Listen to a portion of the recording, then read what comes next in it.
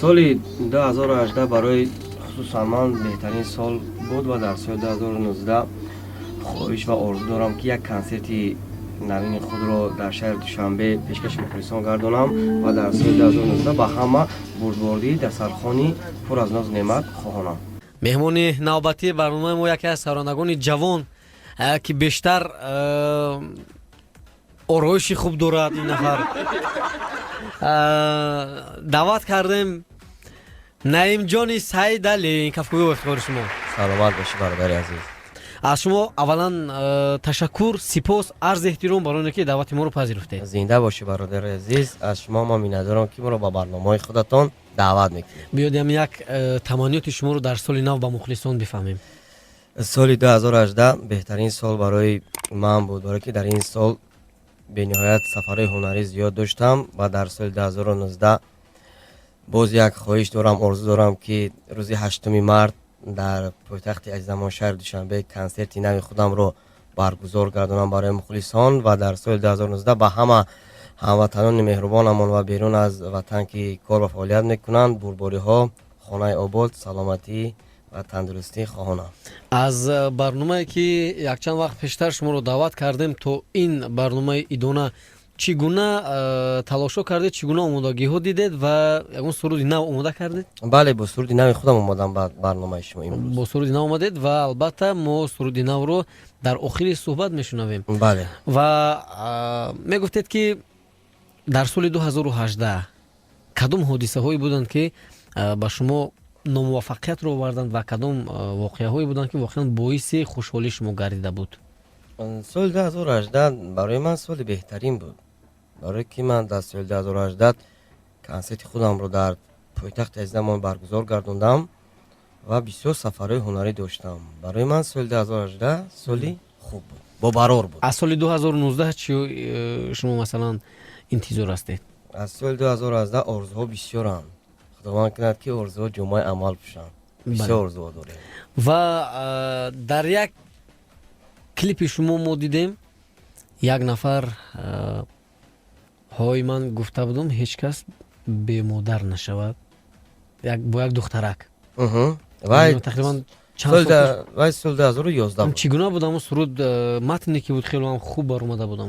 вай матн ва оҳанги Сироҷи Абдулло буд. вай кас шеъра ва оҳангро барои ман пешниҳод кард.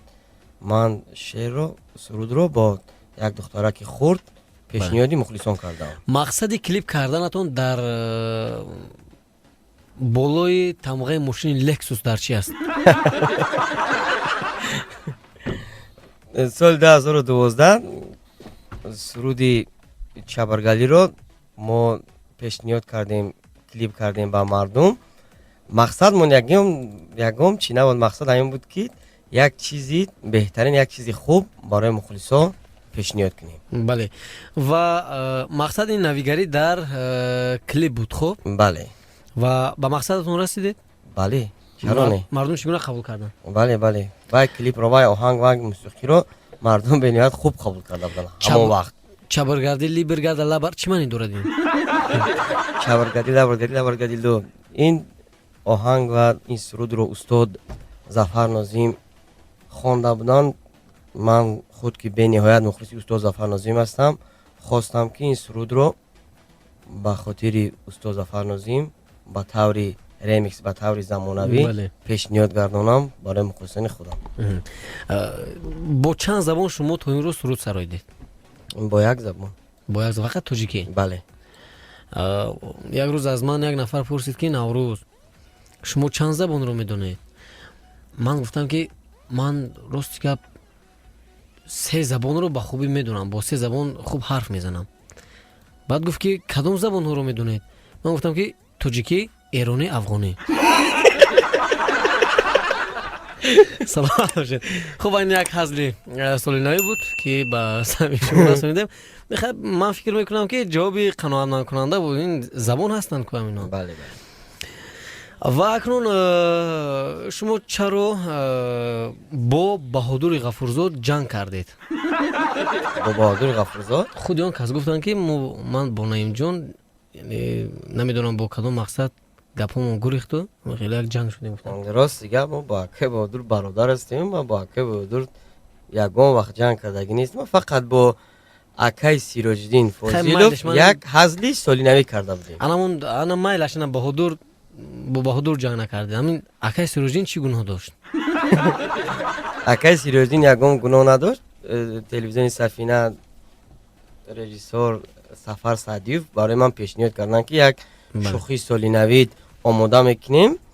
аз он ҳамун шӯхии солинавӣ ман даракдор будаму акай Сироҷиддин даракдор набуд. не ки дар охир вақте ки вай то хишаки тамошо кунӣ ҳатман мефаҳмӣ ки вай ҳазли солинавӣ буд. бале ҳазли солинавӣ бале бале. бо кадом гулдухтарон яъне аниқтараш сарояндагони тоҷик ки ман табақаи ҷинси латифро дар назар дорам шумо дуэт сароидед? як ташро ман медонам ин Ҳанифа Қурбонова аст. ман ҳамин як дуэт сароидам бо апа Ҳанифа Қурбонова. дигар бо ягон таш дуэт насароидам. фақат пешниҳод кардагем озид оҳангро тайёр кардагем бо апаи Ҳабиба Давлатова. насиб бошад 8 март як дуэти ғарибӣ пешниҳод мекунем. агар гугуш ба шумо таклиф кунад ки бо ӯ дуэт хунед қабул мекунед? бале бале чаро не. ва масалан то имрӯз мо чуно ки маълумот доштем шумо шумораашро гуфтед вале дар хотири ман нест. чанд суруд ҳамагӣ доред? ҳамагӣ чанд суруд шумо сабт кардед то ин замон? 180 дада. 180 суруд. бале. хоб ҳамаи онҳо ба таври видеоклип ҳастанд ё ки на? аксарияташ бо видеоклип аст. аксарияташ 170 таш. он сурудое ки муваффақ аллакай дар қариб 180 суруд дар 15 албом ҷо гирифтагианд. бале. хоб бештар сарояндаро чӣ муваффақ мекунад ва ё ин ки кӣ муваффақ мекунад? сарояндаро оҳанги хуб, шеъри хуб ва мухлисон муваффақ мекунад. шумо дар як рӯз чӣ қадар маблағ сарф мекунед? дар як рӯз рости гап ҳар рӯз ҳар хел аст. масалан ира мо муайян карда ман наметавонам ки масалан имрӯз 200 сум, паго 100 сум, пагои дига 500 сум. ҳар рӯз ҳар хел аст. бале. яъне шумо ошро назм медонед ки шӯрборо? ҳам ош ҳам шӯрбо. не бисёртар кадом ашро? ҳарду ашро. ба ҳамеди ош аз шӯрбо намемонем. не масалан боз хеле наздиктар кадом аст? ош аст. бале. оша сабзиша назм медонед зербакаша? бринша. саломат бошед беҳтарин. ва суоли дигар ин аст ки бо овози зинда 4 мисра суруд замзама кунед. شبها با یاد روی تو شب زنده داری میکنم عیاری سنگین دل بیا دل به قراری میکنم عیاری سنگین دل بیا دل به قراری میکنم. سلام باشید. و یک سرود دیگر است مرا مردما میگن. بله خیلی یک سرودی خوب بودم این. مرا مردما میگن مرا مردما میگن عاشقی نکه عشق دروغ است. سلام باشید. بهترین سرود است. همین بیدم این یک زنگ تلفنی قبول کنیم که باز شما نگوین که این ثبت است، این ثبت پیشکی بود، این ثبت است. شنونده مدرنده بعضی از شنونده میگن این ثبت بود. نه. سلام علیکم. 7682 رادیوتون بلند است. بله مرحمت. من کی نعیم جون سوال دارم که کدام اسباب موسیقی رو نواخته میتونم؟ انا تشکر زود. انا سوالی خوب. سینتزاتور تاولک دویرا نواخته میتونید. بله. اکنون تمانیات شما رو به شنوندگان و به راوی برنامه میشنویم. سلامت باشی برادر جان نوروز جان که ما را دستگیری میکنیم به برنامه خودتون دعوت میکنیم. به نهایت مینداریم و آرزو دارم که در سال 2019 به همه هموطنان به نهایت سال خوب بیاد. به همه آنها دسترخوانی پر از ناز و نعمت، سلامتی و عمری بردوام خواهانم. باقی به نعیم جان خداحافظی میکنیم و برای کار تمامی بردباری های سال 2019 رو به ایشون خواهانیم و بازم باور داریم که من بعد نیست دعوت ما رو قبول کرده به برنامه مهمون میشوند. سلامت باشی برادر. تشکر زیاد برای اشتراک. بعد از شنیدن سرود صحبت رو با مهمون دیگر ادامه میدهیم. از ما و شما دور نباشید. برنامه ادامه دارد.